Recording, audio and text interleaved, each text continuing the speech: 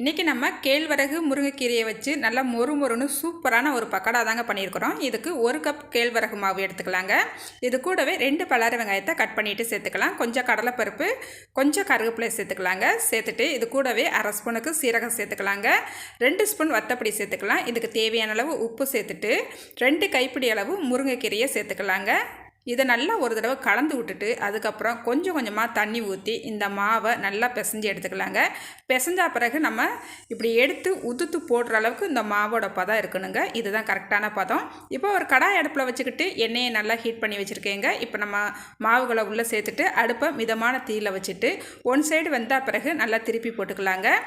இப்போ பாருங்கள், நம்மளுக்கு 2 பக்கமும் நல்லா வெந்து வந்துருச்சு. இப்போ நம்ம பக்கடா ரெடி ஆயிடுச்சு. இப்போ இதை எடுத்துக்கலாங்க. இப்போ நம்மளுக்கு ஹெல்த்தியான முருங்கைக்கீரை பக்கடா சூப்பராக ரெடி ஆயிடுச்சுங்க. கீரை சாப்பிடாத பசங்களுக்கெல்லாம் இந்த மாதிரி பக்கடாவாக செஞ்சு கொடுங்க, ரொம்பவே விரும்பி சாப்பிடுவாங்க.